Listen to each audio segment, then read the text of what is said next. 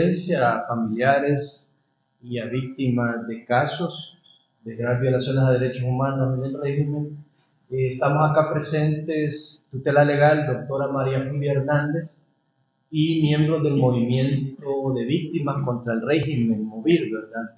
Estamos presentando una denuncia y un comunicado que va más o menos ya señalando más de un año del régimen y graves violaciones a derechos fundamentales y sufrimiento a la familia. Los compañeros del MOVIR darán más detalles de algunos temas que tocaremos acá y también pueden hacer las preguntas al finalizar. Ante las continuas violaciones a derechos humanos a más de un año del régimen de excepción, tutela legal como organización de derechos humanos y el MOVIR como movimiento de víctimas y familiares, hemos presentado varios recursos de habeas corpus a la Sala de lo Constitucional de la Corte Suprema de Justicia. Decir en primer lugar que estos recursos presentados en el transcurso de más de un año han sido ineficientes e inefectivos por la misma actuación del sistema judicial. La Sala de lo Constitucional ha emitido resoluciones con tecnicismos absurdos, que los podemos detallar también, y que estas resoluciones son calcadas, ¿verdad? Dicen las mismas argumentos en todos los casos, en la mayoría de los casos. Estas violaciones, como ustedes saben, han llevado ya a la muerte de muchas personas. Tenemos un cálculo de 170 asesinatos. Han llevado a violaciones a familias, a derechos humanos, a mujeres, a sus hijos menores, ya sea fuera o dentro de los centros penales. Pero también este día venimos a denunciar una serie de hechos y acciones de personas inescrupulosas, ¿verdad?, que se están aprovechando del sufrimiento de las familias, de las personas que son liberadas en estas condiciones oscuras que ustedes conocen, ¿verdad? Son liberadas en las noches o en las madrugadas, y especialmente a mujeres, ¿verdad?, que están saliendo de estos centros penales. Estas violaciones pues están generando lo que son amenazas, están generando privaciones de libertad, posibles desapariciones de personas, ¿verdad?, extorsiones de algunos grupos, y consideramos que la labor de la Dirección General de Centros Penales, de la policía y de otras instituciones relacionadas a la seguridad es lamentable, ¿verdad? No están garantizando la integridad ni la vida de las personas que salen, ¿verdad? También señalar que esta estrategia de liberar a las personas en las noches y en las madrugadas es una estrategia para ocultar lo que el mismo gobierno ha señalado como daños colaterales, como errores, ¿verdad?, pero que están generando indefensión en las familias salvadoreñas, en las víctimas, ¿verdad? Y la actuación de estas personas inescrupulosas que hasta están suplantando organizaciones, están suplantando y no sabemos si están también relacionadas con el Estado en estas acciones. Por ello, ¿verdad?, lamentamos también la actuación de la Procuraduría para la Defensa de los Derechos Humanos, que tiene un mandato amplio en la Constitución, en el artículo 194, tiene un mandato para poder verificar las actuaciones del Estado, para conocer estas violaciones.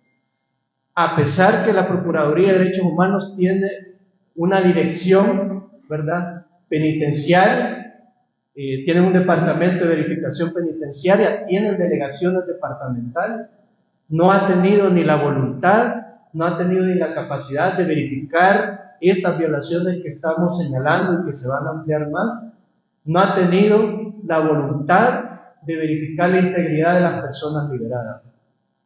Entonces, este día, por eso las organizaciones acá presentes y familiares venimos a exigir, en primer lugar, que se investiguen las graves violaciones a derechos humanos a las personas detenidas y a las que están siendo liberadas en esas condiciones oscuras, graves y violatorias a derechos humanos.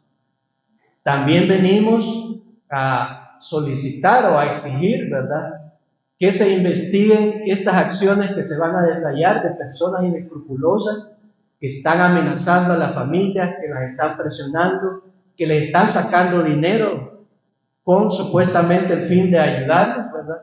Y que no sabemos si el Estado está relacionado con estos hechos. También exigimos que se haga una liberación formal, ¿verdad? Una liberación ordenada y con información expedita para la familia, ¿verdad? De que sus personas, sus familiares van a ser liberados en condiciones de seguridad, ¿verdad? Y no así como se ha estado haciendo y se ha dado este aprovechamiento.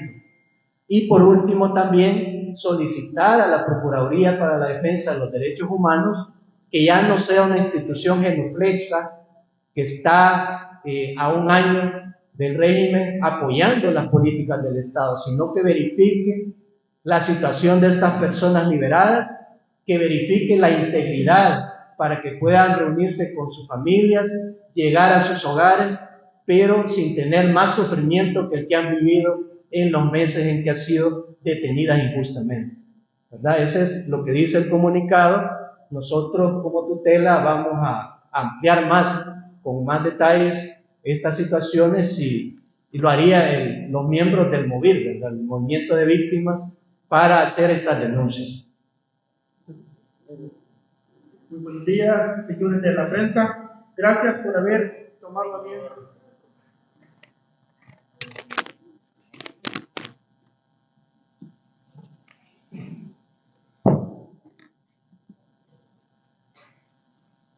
Gracias por haber tomado bien la invitación que se giró. En esta ocasión, como miembro del Movimiento de Víctimas del Régimen, pues yo traigo unas denuncias públicas, ya que, como decía el licenciado, alguien está suplantando una identidad a quien no le corresponde. Y es por eso que argumentamos que ciertos grupos de WhatsApp creen que tienen todo el poder para poder actuar de la manera que lo están haciendo, porque se menciona que en esos grupos se encuentra alguien de un personaje el cual no es.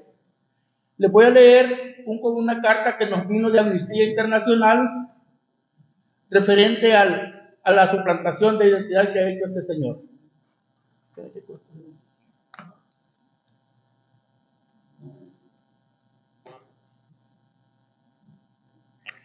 Esta carta vino vía correo y dice: asunto, comunicación al respecto de Marvin Zelaya en El Salvador.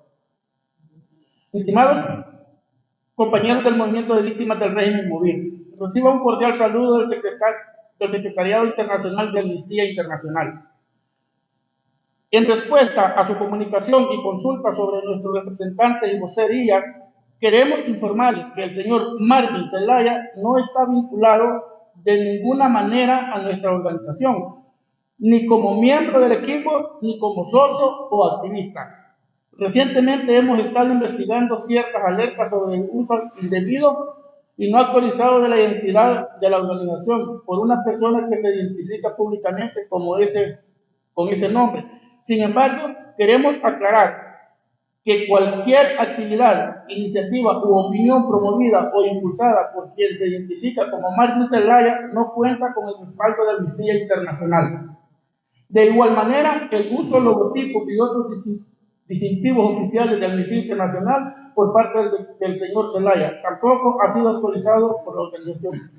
Lamentamos profundamente que personas ajenas a Amnistía Internacional hagan un uso inapropiado y no autorizado de nuestra identidad, y aprovechamos para refrendarles nuestro compromiso por la justicia y los derechos humanos en El Salvador. Agradecemos la atención y les enviamos un abrazo solidario. Y firma Erika Guevara Rosa, directora para las Américas en Amnistía Internacional. Este caso se dio en un pequeño inconveniente que se dio con un grupo de WhatsApp de acanteos, a donde más está circulando una corrupción, donde salen las privadas de libertad, donde MOVIR solicitó nombres. Lo único que solicitó MOVIR fueron nombres, y no los quisieron dar para poderlos publicar y que las familias de lejos pudieran saber que su familiar estaba libre. En esos inconvenientes me cae una llamada un poco grosera de un personaje, el Marvin Zelaya, y me dice que él podía hacer y él tenía las leyes en sus manos. Amnistía Internacional. Nos pusimos en contacto con Amnistía Internacional, pero no se identificó en ese audio como amnistía. Pero luego después, si hay audio, hay textos a donde él manifiesta que él es el representante de Amnistía Internacional para las Américas. Es por tal razón que como Movir se envió el correo solicitando la veracidad y que investigaran a la persona, y el cual no lo está haciendo, y es aquí donde manifiesta que orgullosamente la directora y no sé qué de Amnistía le ha otorgado como miembro activista de Amnistía Internacional. Y para poder hacer eso, por eso se pidió la actualización al Secretariado de Amnistía para poder hacerlo público la denuncia, ya que un señor en Apanteo decía: no se preocupen porque en nuestro grupo tenemos al licenciado de Amnistía y él va a responder si Movir actúa contra nosotros. Esto es lo de él, o sea, de esta manera. Pero, dudando de su identidad, el día 13 de mayo, yo fui a retirar un libre al penalito, y no era tanto para decirle que tenía el libro, sino que quería conocerlo, y le hice la videollamada, y esta es la verdadera cara de él. Sí es el mismo, lo único que aquí ya está sin filtro el joven, pero él es, y para constatar que si era él el de la foto donde aparece, es él, el que se ha hecho pasar por delegado de Amnistía Internacional. Entonces, basado en esto, este grupo de WhatsApp en Apanteos ha tenido mucho poder, se ha creído que él la tiene todo, porque en cierto caso menciona de que él presentó firmas al Congreso de Estados Unidos, menciona que tuvo diálogo directo con el presidente Biden por medio de vía de WhatsApp. Entonces, todas esas de esos audios están y original de la voz de él. Porque para eso le hice la videollamada, para darme cuenta en realidad de que si el que mandaba los audios era él. Y no hay ni la menor duda. Y todos estos audios los tiene Secretaría de Amnistía Internacional en México. Muchas gracias. Bueno, buenos días. Muchas gracias a usted, delegado, por acompañarnos y también ser parte de este gran esfuerzo. Bueno, lo que dice don Alfredo, mire, es lamentable como oportunistas, incluso pasándose que son víctimas, se están aprovechando de las personas que ya se liberaron del régimen, pero que caen en otra situación de inseguridad. Tenemos el caso del penalito. En el penalito también hay otro grupo de personas que se adueñan de las personas que salen libres. Creo que muchos periodistas han sido testigos del maltrato de esta gente, que no quieren que tomen fotos, no quieren que den cobertura. Miren, si ya los privados de libertad ya los exhibió Nayib Bukele en los medios de comunicación, ¿cuál es el miedo ahora de exhibir los que han salido libres porque han mostrado su inocencia? El régimen está tratando de ocultar las liberaciones porque se le está cayendo el show. No es cierto que todos los que ha capturado son terroristas o son pandilleros. Son muchas personas que están saliendo últimamente porque ya no puede sostener. Entonces, en el penalito tenemos gente que igual encierra a las víctimas, ahí buscan contactar a la familia para ofrecerle transporte, ahí están los vehículos, y les dicen: mire, hay que llevar este San Miguel a Morazán, y se lo llevan y allá le cobran $100, $200, y la gente no tiene ni para... O sea, si le hubieran llamado con tiempo, esa gente se viene con un familiar para poderlo recoger personalmente y no pagar esa cantidad de dinero. Nosotros exigimos a centros penales, al viceministro de Justicia, que es Osiris Luna, que al menos se reivindique con las víctimas a la hora de la salida, que reporten esos listados en la mañana del día que van a salir, y que le pedimos a la Procuraduría de los Derechos Humanos que sean los intermediarios entre el centro penal y la familia, que nadie haga uso oportunista de las víctimas. La gente sale descontrolada, desorbitada, con anemia profunda, desconectada del mundo real. Cualquiera que se les acerque a ellos caen redondos. Entonces queremos evitar que sigan sufriendo estas personas. Hay información de desaparecidos en los penales. Incluso hubo un intento de aparentar de que Movir había recogido unos privados de libertad de Apanteos y que al final se demostró que no era cierto. O sea, querían manchar la imagen de Movir. Movir no le interesa el dinero, a Movir lo que le importa es la vida, la integridad y la seguridad de las personas que salen libres. Entonces queremos pedirle a la PDH que pongan un delegado en cada centro penal donde están liberando en Izalco, están liberando en Apanteos, están liberando en Gotera, están liberando en el Penalito. Miren qué me dijo una señora en Izalco. Miren, me dice, gracias a Dios mi hijo salió ahora, me lo trajeron a la casa, me cobraron $100 y el muchacho me dice que a él los custodios le dijeron, mira, vamos a quitar las esposas, te vas a sentar en aquel canopio. Y se fue a sentar él ahí. No le llamaron a la familia para que lo fuera a recoger. Que llegó un tipo ofreciéndole el servicio de transporte, que ahí tenía el vehículo para llevarlo a la casa que donde vivía. Entonces, digo, ¿por qué no le llaman a la familia si tienen los teléfonos? Pareciera que este es un arreglo que tienen entre, no sé si es el director del centro penal o todos los policías, pero alguien está tolerando este tipo de situaciones para hacer negocio. Y nosotros pedimos a las autoridades que al menos el día de la salida de estas personas se les respete y que se les dé seguridad. Hay gente en el Penalito que salen a las 11 de la noche. Y hay una señora que se dé lujo, incluso ayer nos dice, miren, yo tengo el listado, pero lo voy a reportar hasta mañana, porque tengo prohibido dar esos nombres. ¿Quién le prohíbe dar esos nombres? Si ya debe de ser público, si aquí Movir lo que busca es que la familia sepa con anticipación que su hijo está libre o no, para que se venga con tiempo a recogerlo, y no a las 11 de la noche le diga, mire, su hijo está libre. ¿Y qué hacen las señoras de este comedor en el Penalito? Cuando ya ellos tienen sueño, cierran las puertas y dejan a los privados de libertad en la calle a la dispensa de cualquier persona. Entonces yo creo que eso queremos evitar como movimiento de víctimas. Y denunciamos pues a las autoridades que, sabiendo esta situación, no hacen nada. Entonces pedimos a centros penales que verifique esta situación y que la Procuraduría de los Derechos Humanos asuma este papel de intermediar entre el centro penal y la familia para que ese privado tenga garantías de que la familia lo va a recoger y que va a llegar sano y salvo a su casa y no va a ser estafado por estas mafias que se han apoderado de las salidas de los centros penales.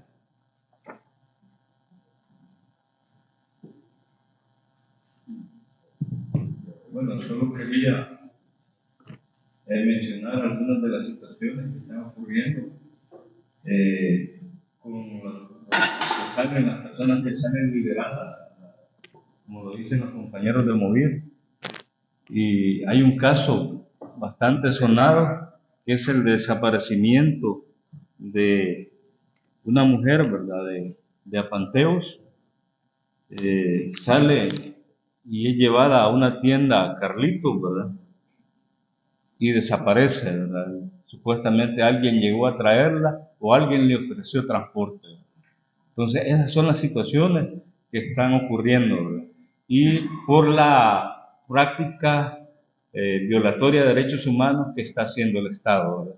El liberar a las personas por la noche, ¿verdad?, para evitar que se conozca cómo salen estas personas, cómo salen desorientadas, enfermas, torturadas, desnutridas, ¿verdad? Un montón de situaciones, ¿verdad? Una estrategia para que no se conozcan esos efectos que ha producido las detenciones mediante torturas, mediante la no alimentación de las personas.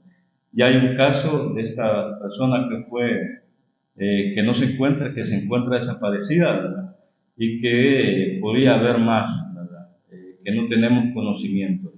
Pero también el que el Estado haga ese tipo de práctica, liberar a las personas, es muy cuestionable que lo haga por las noches.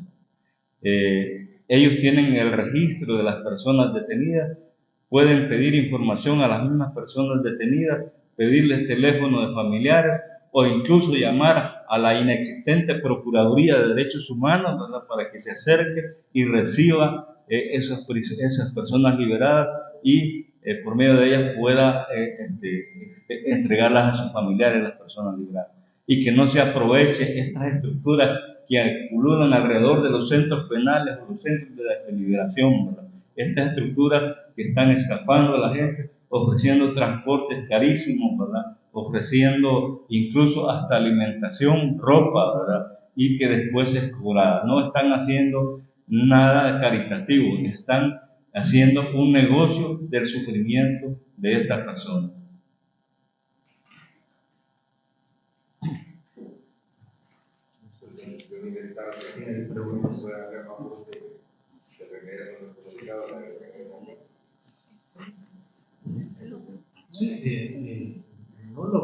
Bueno, el comunicado trata de ya más de un año de crimen, a más de un año de continuas violaciones a derechos humanos, pues estamos haciendo una serie de denuncias, tutela legal y el movimiento de víctimas, ¿verdad?, contra el régimen. En primer lugar, señalábamos que a estas alturas hemos presentado más de 300 habeas corpus de personas detenidas de forma arbitraria, y estos recursos han sido inefectivos por la actuación del sistema de justicia de la Sala de lo Constitucional, que ha resuelto la mayoría de estos casos pues de una forma absurda, ¿verdad?, con tecnicismos repetitivos y calcados que no llevan a profundizar o a investigar las violaciones que se les presentan, ¿verdad?, con documentación sobre personas que tienen enfermedades crónicas, con los arraigos que han presentado a Procuraduría, ¿verdad?, sus defensores. Esta es una de las primeras denuncias. También señalar que las violaciones, ¿verdad?, a la libertad, a la vida, a la integridad se han intensificado. Ya llevamos más de 170 personas asesinadas, ¿verdad? Hay un subregistro, no hay una información clara, y esto se ha dado por las situaciones que ya hemos señalado, ¿verdad?, las organizaciones, tanto como las torturas, la falta de medicamentos, ¿verdad?, el sometimiento a condiciones de hambre, ¿verdad?, de desnutrición, ha generado, ya lo han dicho también otros medios, casi 500 personas que han muerto por estas condiciones crónicas. Señalar también que estas violaciones, en un caso concreto que los compañeros han ampliado del gobierno, se están generando violaciones a familias y especialmente a mujeres, sus hijos y menores de edad en los centros penales y fuera, pero también la actuación de personas inescrupulosas que están en los centros penales, que están cercanos a negocios de centros penales y se están aprovechando de este sufrimiento y de la actuación del Estado al dejar indefensa a la población, porque la libera en las noches, en las madrugadas, las dejan en indefensión, no verifican sus condiciones de seguridad, y se han dado ciertos hechos que han llevado, como mencionábamos, a desapariciones, a amenazas a familias, a lucro, ¿verdad?, de pedirles dinero para llevarlos a ciertos lugares. Pero hay casos también donde en esta supuesta ayuda han dejado personas abandonadas a medio camino, y de ahí también se conocen estas desapariciones y otras situaciones anómalas. Entonces, la Dirección General de Centros Penales, la policía, ¿verdad?, y demás instituciones de seguridad tienen una actuación lamentable en este problema, ¿verdad? No han hecho nada. Y señalábamos al final que Procuraduría para la Defensa de los Derechos Humanos tampoco ha hecho nada, sino al contrario, se ha sometido, ¿verdad?, a las órdenes del gobierno, ha sido genuflexa, a pesar que tiene capacidad, pero no tiene la voluntad de verificar la situación de liberación de estas personas en esta estrategia, ¿verdad?, nocturna, oscura, de no dejar ver cuándo las liberan, cómo las liberan y cómo salen, ¿verdad?, tanto a los medios de comunicación, a organizaciones y a familiares. Entonces la Procuraduría debería, ¿verdad?, y es una exigencia, verificar las condiciones de liberación, darle protección a la integridad y hacer que estas personas se reúnan con sus familiares o lleguen a sus hogares sin tener más sufrimiento, ¿verdad?, sin tener más gastos y sin tener más amenazas a su vida, ¿verdad? Entonces, eso es lo que estamos denunciando y los compañeros de Movir han dado más detalles, ¿verdad? Hasta del aprovechamiento de ciertos sujetos que se hacen pasar, en este caso, por miembros de Amnistía Internacional, ¿verdad? Pero denunciamos también que estas situaciones pueden estar de acuerdo o relacionadas con funcionarios del Estado, porque a estas alturas no han hecho nada y siguen con esa estrategia de ocultar violaciones aún después de la liberación de las personas, y especialmente hacemos énfasis de mujeres que han estado sometidas a detenciones arbitrarias.